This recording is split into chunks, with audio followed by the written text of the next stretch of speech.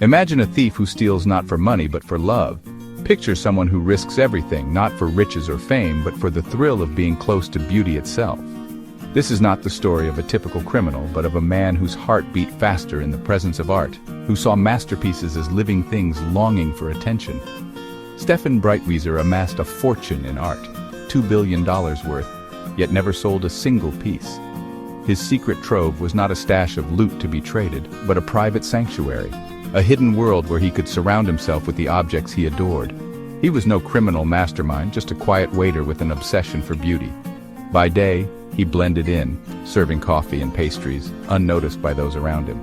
But beneath that ordinary exterior, a passion burned that would lead him to extraordinary acts. His story isn't about greed, but a dangerous romance with art. Each theft was a love letter, a secret rendezvous with a painting or sculpture that had captured his soul. Breitwieser saw masterpieces as companions, not commodities. He believed that art was meant to be cherished, not locked away or sold to the highest bidder. He believed he was rescuing lonely objects from behind glass and velvet ropes.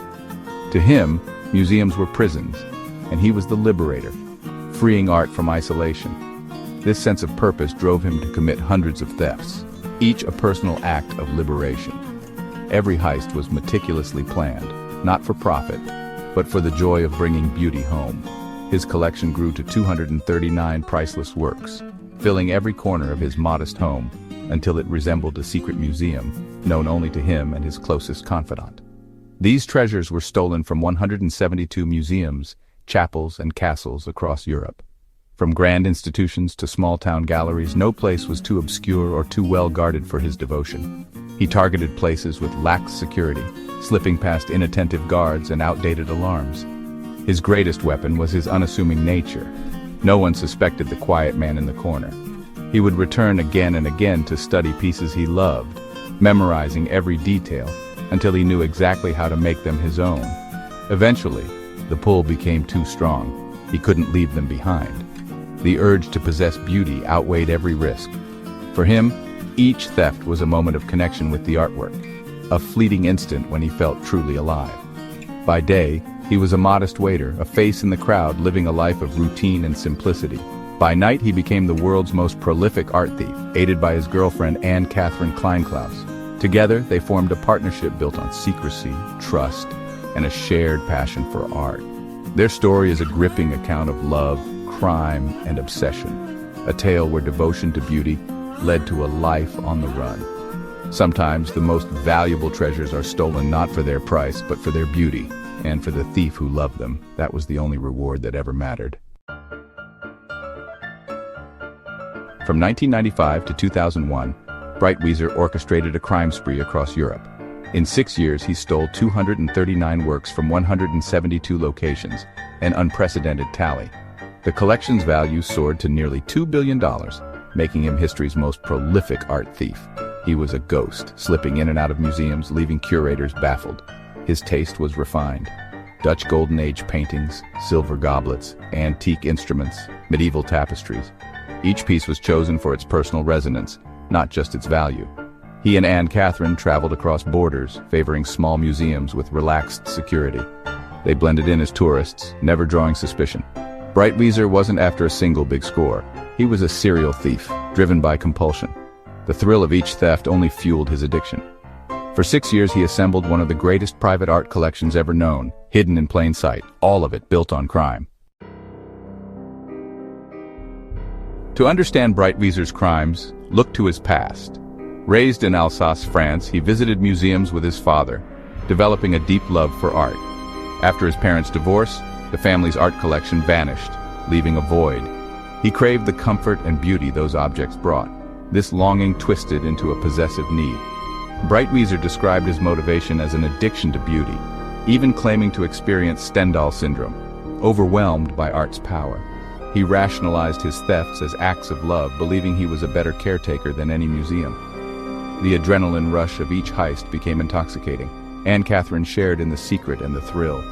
Each success reinforced his belief that he was special, above the law. This storm of longing, obsession, and thrill-seeking fueled his unprecedented spree. Breitwieser's methods were shockingly simple. No gadgets, just audacity and observation. He didn't rely on high-tech equipment or elaborate schemes. Instead, he trusted his instincts and his ability to read a room, always alert to the smallest details. His approach was almost old-fashioned, yet it was precisely this simplicity that made him so effective. His main tool, a humble Swiss Army knife, was all he needed to outwit museum security. With it, he could quietly dismantle frames or open display cases, working quickly but never carelessly. He and Anne Catherine dressed to blend in, acting like ordinary tourists. Their clothing was always nondescript, never drawing attention, and their demeanor calm and unhurried. While she stood watch, he struck during quiet hours, often at lunch. They knew the rhythms of each museum, choosing moments when staff were distracted or galleries were nearly empty. He'd pry small paintings from frames, slip them into an oversized coat, and walk out calmly. The coat was specially chosen, large enough to hide treasures, yet ordinary enough to avoid suspicion. For smaller objects, he used baggy pockets. Sometimes he'd even carry a simple tote bag, blending in with other visitors carrying souvenirs. Anne Catherine distracted guards or signaled danger, making their partnership seamless. A subtle gesture or a brief conversation could buy crucial seconds. They avoided famous masterpieces, targeting valuable but less guarded works in smaller museums. These places often lacked advanced security, making them easy targets for the pair. Their strategy: avoid attention, exploit weak security, and never appear rushed. They moved with the confidence of people who belonged, never giving anyone a reason to look twice. Over 6 years, they outsmarted security at more than 170 institutions. Each heist was meticulously planned, yet executed with a light touch. Their success was built on simplicity, planning, and nerve. They studied floor plans, observed guard routines, and rehearsed their moves until every step felt natural. No alarms, no violence, just two people invisible in plain sight. Their greatest weapon was their ability to disappear into the crowd, leaving no trace behind. Their approach redefined what it meant to be an art thief. They proved that cunning and patience could outmatch even the most sophisticated security systems. Sometimes the simplest plans are the hardest to stop. In a world obsessed with complexity, Breitwieser's quiet genius was almost invisible until it was too late. After each heist, Breitwieser and Anne Catherine returned to their secret world. They didn't sell their loot. They lived with it. Their home, a cramped attic in Mulhouse, France, transformed into a private museum. Masterpieces hung beside their bed. Silver goblets became everyday objects. Breitwieser spent hours admiring his collection, treating each piece with reverence. The attic was both sanctuary and prison, a beautiful, priceless hoard hidden from the world. They could never invite friends or reveal their secret. The immense value crammed into the small space created a strange, cluttered environment. Their secret isolated them, but it was also their greatest thrill. This hidden kingdom was a ticking time bomb, destined to explode. The attic was a chaotic gallery of stolen masterpieces. Sibylle, Princess of Cleves by Lucas Cranach the Elder, hung among works by Bruegel and Watteau. Original canvases, not prints, filled every corner. Breitwieser's taste was eclectic: silver goblets, antique instruments, ivory statuettes, medieval weapons. Each object was chosen for its beauty and personal connection. He claimed to be one of the wealthiest people alive, not in money, but in aesthetic experience. The attic was his private Fort Knox of beauty. 239 items worth $2 billion were crammed into that small space. Paintings stacked, treasures jumbled, a breathtaking, tragic assembly. A paradise built on crime, destined for heartbreak. Every spree ends. No matter how careful, how meticulous, or how lucky, the curtain always falls. For years, Stephane Breitwieser had danced through Europe's museums, taking what he pleased and vanishing without a trace. But even the most skilled thief can't outrun fate forever. For Breitwieser, it was an antique bugle that brought him down. Not a priceless painting or a glittering jewel, but a simple, gleaming instrument, one that would echo his undoing. In November 2001, at the Richard Wagner Museum in Lucerne, he spotted a rare bugle and felt compelled to steal it. The museum, filled with treasures, seemed to call to him, and the bugle's allure was irresistible. His first attempt failed, but he returned, too persistent for his own good. The thrill of the chase, the compulsion to possess, overpowered his caution. A security guard recognized him and watched closely. Breitwieser's face, once just another in the crowd, now stood out, a shadow from the past. As Breitwieser made his move, the guard was ready. The silent cat-and-mouse game was over. The hunter had become the hunted. He was caught in the act, years of flawless execution, undone by a single mistake. The bugle, so ordinary, became the key to his downfall. Arrested, he seemed just another thief to Swiss police. They had no idea who they had in custody, or the scale of his crimes.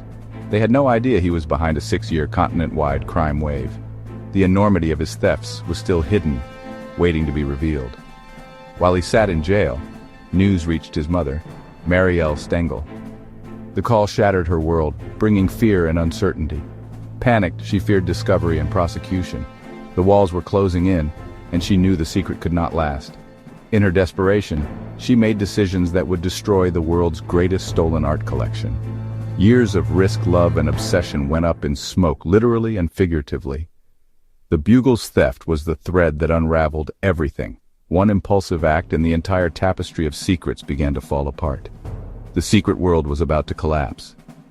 The echoes of that fateful day would haunt the art world for years to come. With her son in prison, Marielle Stengel panicked. Terrified of police discovery, she destroyed the attic's treasures. Priceless paintings were slashed and shredded. Sculptures and artifacts were smashed. Silver goblets and ivory statuettes were dumped into the Rhone-Rhine Canal. In hours, a 6-year collection was annihilated. Police found only remnants, empty frames, fragments, devastation. Some items were recovered from the canal, but many were ruined. The $2 billion hoard was reduced to a fraction of its former glory. The destruction was a greater tragedy than the thefts. Breitwieser stole for beauty. His mother destroyed it forever. The story ended not with a heist, but with a heartbreaking loss. After his arrest, Breitwieser's secret life was over. He served nearly 4 years in prison, mourning the loss of his collection. "I was a master of the universe, now I'm nothing," he lamented. The destruction of his art was a punishment beyond prison. Upon release, he couldn't escape his compulsion. Arrested again for shoplifting and art theft. He even tried selling stolen art online, betraying his original motives. As of 2023, he remains under house arrest, monitored by the state. His life is now a cycle of crime and punishment. Breitwieser's story is a cautionary tale about obsession and loss. He loved art so much he had to steal it, only to lose it all. The master of the universe is now a cautionary legend, his story a haunting reminder of beauty's dangerous allure.